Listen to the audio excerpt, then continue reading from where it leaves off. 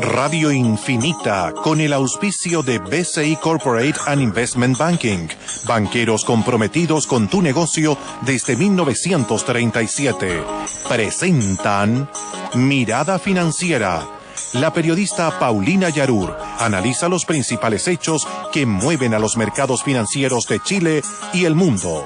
Bienvenidos, comienza hasta ahora Mirada Financiera en este martes 22 de noviembre de 2016, hoy transmitiendo del edificio corporativo BCI junto a Juan Pablo Monge, gerente del área de distribución Banco BCI. ¿Cómo estás? Hola Paulina, buenas tardes. Harto tema, TPP todavía, el Tratado Transpacífico o Pacífico Trading, la visita del presidente de China en nuestro país, que se va a reunir unas pocas horas más con la presidenta Bachelet. Tenemos harto que hablar, harto que analizar sobre lo que está pasando en el mundo post-efecto Trump.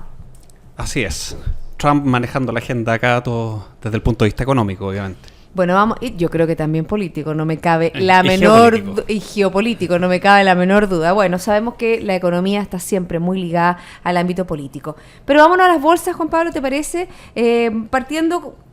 Haciendo un análisis general, el mundo está bastante positivo, salvo la bolsa local que está bajando hasta ahora. Vamos a partir con eso, el IPSA en un 0,37% y el IXPA también desciende en un 0,42%.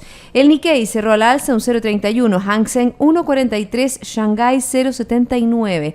En Europa, FTSE 100 de Londres 0,63%, CAC 40 de París 0,57 y DAX alemán un 0,27, IBEX 35 de España 0,52. Estados Unidos a esta hora está creciendo, el Dow Jones un 0,08, el Standard & Poor's baja, pero casi plano, 0,02 y Nasdaq está en terreno totalmente plano.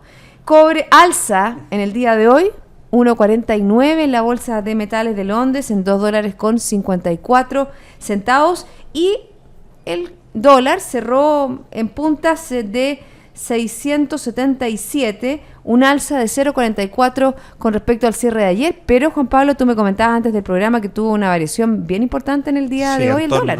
En torno a un 1% hasta el mínimo de hoy día algo partió con gap a la baja, 6,71,5 llegó por abajo y terminando casi, como tú bien dices, en 6,78.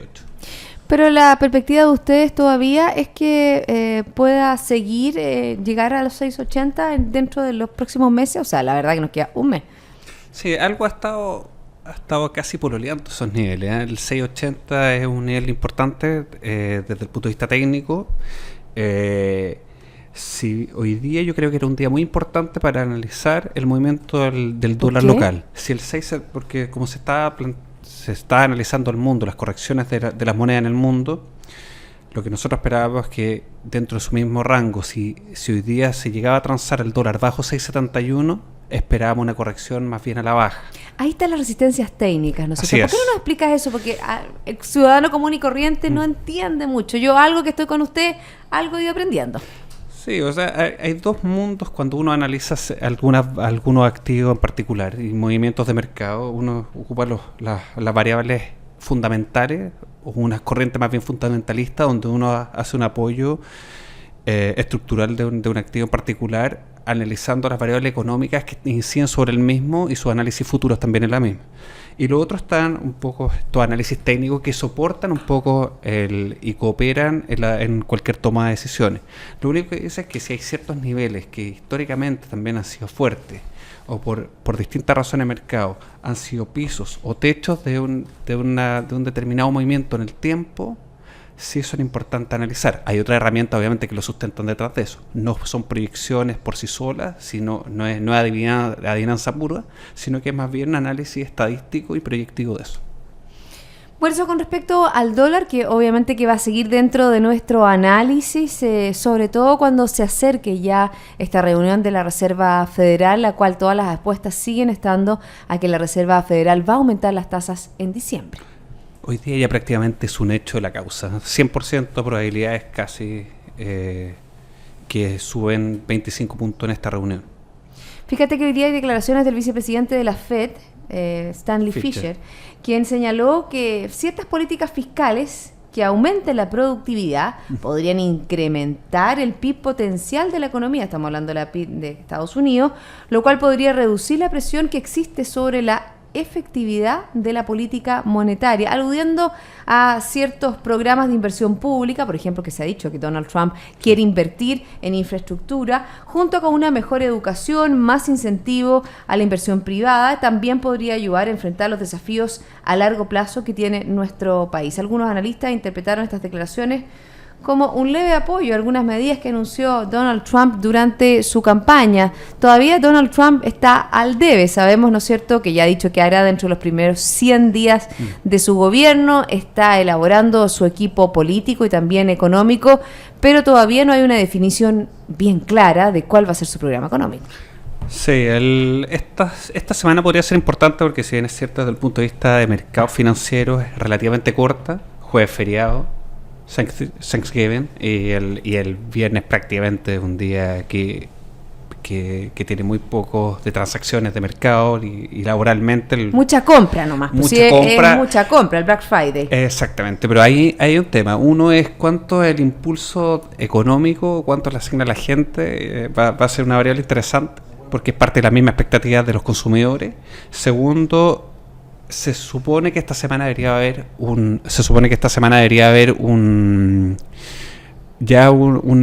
ciertos grados de nombramiento de parte del equipo que va a acompañar a Trump y sobre todo el secretario del Tesoro, que es por lo menos de luz del mercado financiero de Wall Street. Exactamente, muy ligado por el tema de Wall Street, el que más llama la atención dentro de los candidatos que efectivamente está muy ligado a Wall Street. Y algo se habla que puede haber estado el candidato principal en Goldman Sachs, en Goldman Sachs. Bueno, eso con respecto a Estados Unidos, pero seguimos un poco ligados porque en el día de hoy se ha hablado mucho de este TPP, tratado que la verdad que es muy ambicioso y que pretende, ¿no es cierto?, establecer mayores lazos de interconexión entre las distintas economías, pero como lo ha dicho Donald Trump, dentro de los 100 días él va a retirar a Estados Unidos de este tratado que lo impulsó Barack Obama, el presidente de Estados Unidos. ¿Qué es lo que pasa sin Estados Unidos? Es la gran pregunta. ¿Tendrá China el peso político, el peso económico suficiente para sustentar este tratado? Todavía son indicaciones, no se puede hablar de cuál es el giro realmente de la definición. Son los primeros, como bien dices tú, son las primeras definiciones que se están dando los primeros 100 días.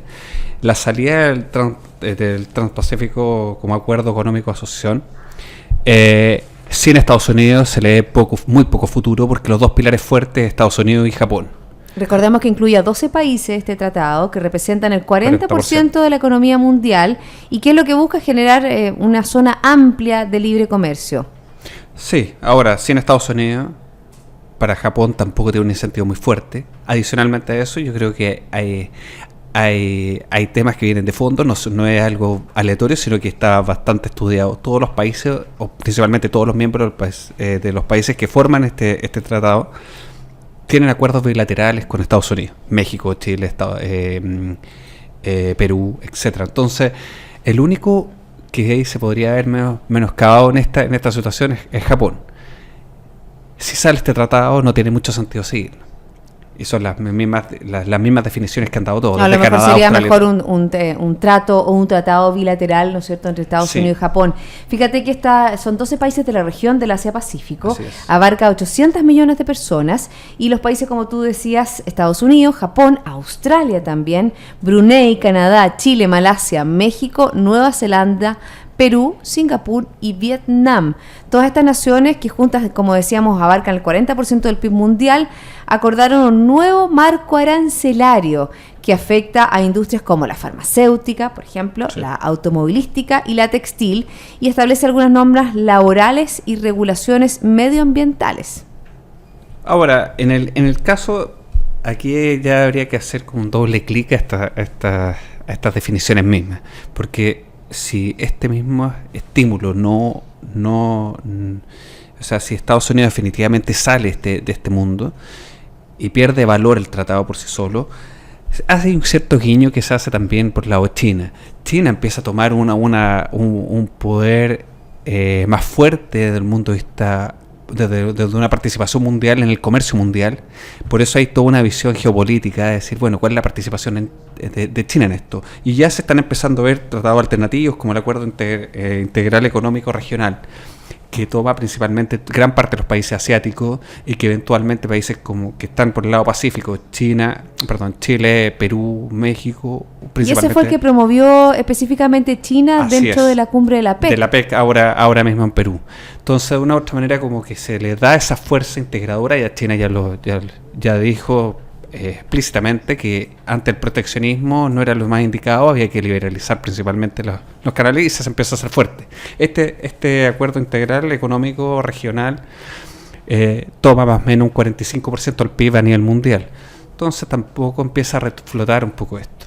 Fíjate que no todo ha sido en miel sobre hojuelas dentro de lo que es este análisis que ya lleva 5 años de este tratado, de este TPP. Ha sido criticado, por ejemplo, por secretismo que ha rodeado las conversaciones que ya comenzaron hace 5 años, y porque según algunas ONG y algunos sindicatos perjudicaría los derechos laborales, ya que incluye una regulación en torno al salario mínimo, límite de horas trabajadas, entre otros aspectos. Eso es el lado B, también hay que decirlo.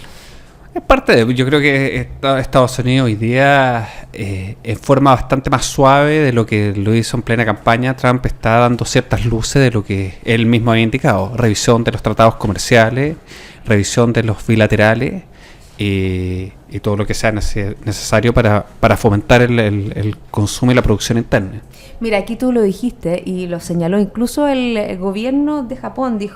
El gobierno de Japón dijo que el acuerdo de asociación transpacífico no tiene sentido sin Estados Unidos, luego que el presidente electo Donald Trump anunciara que retirará al país de esta alianza comercial. Ahí está. Sí, habría que ver qué pasa un poquito con China, porque no solamente está la salida de Estados Unidos del tratado, sino que además estaría el impulso de empezar a subir los aranceles a productos básicos, que son principalmente productos que son importados desde China.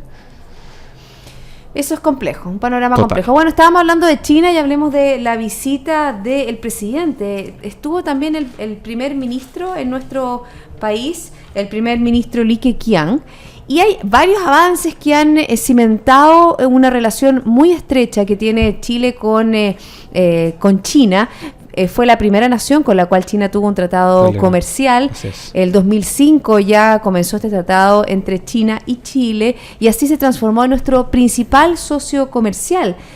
Por ejemplo, la visita que va a tener ahora el presidente de ese país, Xi Jinping, quiere consolidar inversiones que tienen los chinos en nuestro país. También es interesante que ya en julio de este año, del 2016, el China Construction Bank abrió su oficina, la primera en Latinoamérica, aquí en el edificio Titanium, cerca de acá, la primera oficina de nuestro país con una inversión de $180 millones. También, por ejemplo, entre enero, si uno empieza a analizar el comercio entre ambas naciones, entre enero y septiembre de este 2016, el intercambio comercial entre Chile y China fue de $22.300 millones, si bien es una caída de un 2,2% desde el 2015, debido a la caída de las importaciones. Igual hay un crecimiento de nuestras exportaciones en un 1,2%. Fíjate cómo ha crecido la inversión de China en Chile, porque entre el año 74 y 2014 no era muy extensa, no era muy relevante. Por ejemplo, eran $116 millones, que significaban el 0,1% del total invertido en nuestro país. Ya el 2015 hay una inversión importante de $300 millones, que coincide con este China Construction Bank. Y también, si vemos a nivel de empresa, vemos como hay un interés muy importante en China de potenciar todo lo que son los recursos renovables, la energía limpia. Por eso, por ejemplo, el China State Power Investment compró los activos de Pacific Hydro. Y también se espera que $2.000 millones inviertan en los próximos 5 años en centrales solares, eólicas e hidráulicas. La verdad que es para tener un contexto de lo que significa China a nivel global y también para nuestro país. Sí, China hoy día no se puede analizar China como solo es un exportador de productos básicos. Hoy día China no solamente participa en esto, ya en Chile tiene penetración con el mundo automotriz, tal cual como tú dices, las mismas centrales de energía renovable y no convencional, y ya está entrando directamente con fondos de infraestructura. Y también temas tecnológicos. Yo creo que vamos a seguir hablando de China y la visita que está haciendo su presidente a nuestro país, pero antes, Juan Pablo, vamos a hacer una pausa. Estoy conversando con Juan Pablo Monge, gerente del área de distribución de Banco BCI.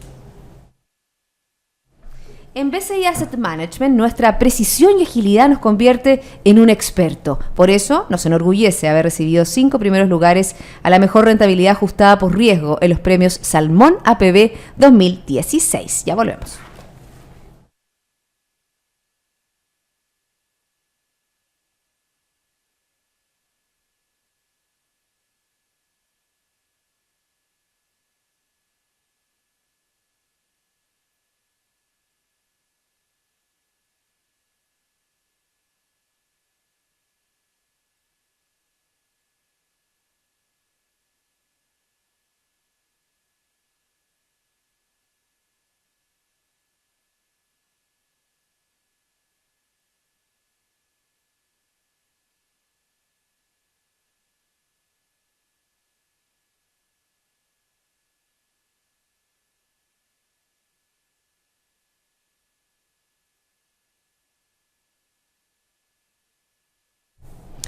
Ya estamos de vuelta, seguimos aquí en Mirada Financiera, conversando con Juan Pablo Monge, gerente del área de distribución de Banco BCI. ¿Cómo han estado los movimientos? Esto va a hacer al tiro un aterrizaje forzoso de tu área, de lo que está pasando, de lo que ustedes están viendo, porque si uno analiza, el IPSA ha tenido un movimiento bastante interesante durante este 2016, no tomando en cuenta lo que pasó ayer y hoy. La verdad que hubo un chascarro ayer y hoy también. Fíjate que la bolsa se suspendió durante 3 minutos este martes debido a un problema computacional de nuevo con las acciones de LAN. Mira, yo no sé si al final...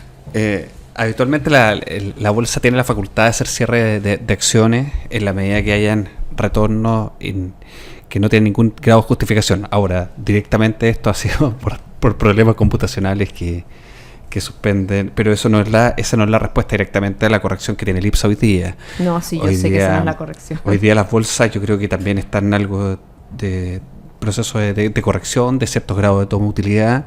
Los mercados emergentes en general, hay un mundo post-Trump, inevitablemente hay que analizarlo desde ese punto de vista, con tasa al alza, donde los mercados, principalmente accionarios norteamericanos, se han visto favorecidos en este ambiente. Hay ciertos sectores que se han visto aún más favorecidos aún, el sistema financiero en Estados Unidos, tecnológico, etcétera. Y quienes son los que de una u otra manera tienen que estar analizando cierto análisis de flujos de inversión, son todos los países emergentes. ¿Y qué pasa con los bonos? ¿Qué pasa con los bonos del Tesoro que han aumentado su valor de una manera bien importante luego del triunfo de Donald Trump? ¿Cómo nos afecta a nosotros? El análisis previo de Donald Trump era que si él sería elegido presidente, la lógica era una corrección en toda la curva de largo plazo y todo lo que son los bonos americanos del Tesoro. Cuando ya se sabía la noticia que era el ganador, tuvo una corrección de 10-15 puntos base. Pero una vez que ya salió él en su comunicado con un tono un poquito más conciliador, más mercado, más de buscar unir un poquito más visiones que eran bastante más divergentes en un inicio, lo único que ha hecho las tasas subir más de 50 puntos. ¿Por qué? Porque parte del soporte o el sustento que tiene el programa económico de Donald Trump prevalecen dos cosas. Uno, aumento importante del gasto público, que hay que financiarlo. Gasto en defensa, gasto en infraestructura, en energía, etcétera. Eso implica inversión y eso implica financiarlo de una manera, y la única manera de hacerlo, principalmente emitiendo deuda. Y lo otro, rebaja impuestos. El soporte que hay detrás de esto es que Donald Trump establece que en la medida que se baja impuestos, principalmente corporativos, desde 35 a un 15%, que eso es muy poco probable que se lleve a cabo, pero ya una baja ya es importante. Y lo otro es gasto público, es aumentar el déficit, y el déficit fiscal hay que financiarlo con mayor emisión de deuda. Y eso es lo que corrige principalmente el alza en los bonos del Tesoro. Y por otra parte, como contraposición, si había un mayor estímulo en el lado de inversión por el lado de renta variable, por el lado accionario. ¿Y tú ves un gap todavía dentro de lo que es el IPSA para este 2016? ¿O ya se estabilizó? Sí, yo creo que hay cierto grado de estabilización. En todos los países han subido enorme. El IPSA este año ha subido más de un 40%. Si uno analiza, por ejemplo, el Bovespa, que es el principal motor de Latinoamérica, si desde ahí nacen o sea, se van o llegan los flujos de inversión directamente. El Bovespa medido en dólares debe haber estado creciendo en torno a un 80%, en dólares. Si uno lo analiza, el Bovespa en torno a un 50% en medio de su misma moneda, en dólares debe ser en caso un 90% y el IPSA un poquito menos, en realidad yo hablaría en torno a un 30%. Eso ya se dio. Ahora empieza a ver el nuevo escenario de cómo los flujos de inversión, el endeudamiento va a empezar a afectar a las empresas, indudablemente. Las tasas bajas de deuda, que era muy fácil emitir porque había mucha liquidez y las tasas estaban muy bajas, eso ya no se está viendo. ¿Se ven los resultados operacionales de las empresas que han entregado en el último tiempo? De a poco se van a empezar a ver, en Chile va a empezar a pasar.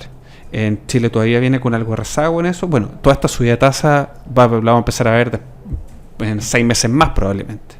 A partir de 6 meses más, porque eso es el efecto directamente de tasa de interés hoy día. Pero sí hay un tema de deterioro. La economía en Chile ha estado creciendo mucho más bajo de lo esperado. Se espera terminar este año bajo el 2%, en torno a unos 7% de crecimiento. No, si la visión de esperanza se hable ya a fines del próximo año, y sobre todo lo han dicho las distintas agencias de calificaciones, sí, poniendo hincapié en que los candidatos a la presidencia de nuestro país serían pro mercado. Es un poco la visión que ellos han hecho y los distintos análisis que hemos visto durante los últimos días. Pero me gustaría que dentro de este análisis, Juan Pablo, viéramos un poco lo que está pasando en Gran Bretaña, porque tú hablaste del tema de los impuestos y ayer Theresa May anunció que iba a bajar los impuestos. Iba a bajar los impuestos a cifras menores al 15%, intentando retener un poco esta verdadera, no se ha producido todavía, pero la verdadera estampida que puede generar este Brexit. Y fíjate que hoy día estaba mirando algunas cifras, se decía que los hogares en Londres, por ejemplo, las familias británicas pierden 1.500 millones de dólares a causa del Brexit.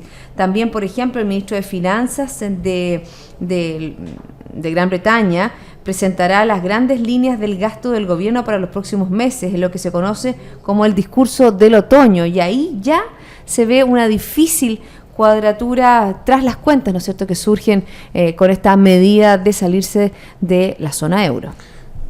Hoy día hay que empezar a analizar el Brexit ya es un hecho que incluso fue como primera etapa muy inesperada. Han habido distintos sucesos en el último tiempo donde nadie ha podido ser capaz de anticipar este tipo de fenómeno. El Brexit fue uno, lo otro pasó incluso en Colombia, el Tratado por la Paz tampoco se establecía que iba a haber un sí, finalmente salió un no. Trump pasó lo mismo, había 9 puntos, 7 puntos de diferencia con Hillary Clinton y salió todo al revés. El tema del Brexit, si bien es cierto, volviendo a ese punto final,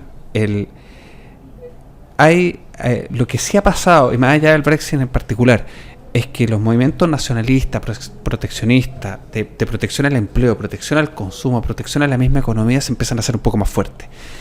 Hoy día lo que va a empezar a pasar en Italia, lo que puede pasar el día de mañana en Francia. Sí, ya veíamos que Nicolás Sarkozy, la verdad que quedó fuera incluso de la lista de su propio partido. Ahí la nacionalista Le Pen podría ser como otro. Ya se habla de Fran Brexit. O sea, ya y como tú bien decías, Matteo Renzi la tiene muy difícil el próximo 4 de diciembre con este referéndum, si bien no tiene que ver con el Brexit, sino que se va a hablar sobre la composición del Senado. Él quiere reducir este sistema...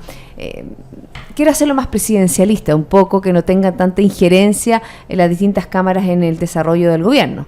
Pero obviamente que se genera, como bien dices tú, una disyuntiva de un mayor proteccionismo, un nacionalismo en una zona donde también hay elecciones después en Alemania, también en Holanda, y suma y sigue.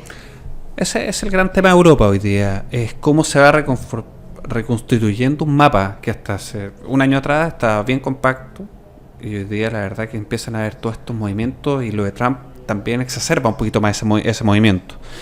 Lo que sí, a nivel de Inglaterra, es lograr un poco retener un poco más el tema impuestos y el consumo interno, porque es la única manera de hacer frente a salirse directamente de la Unión Europea.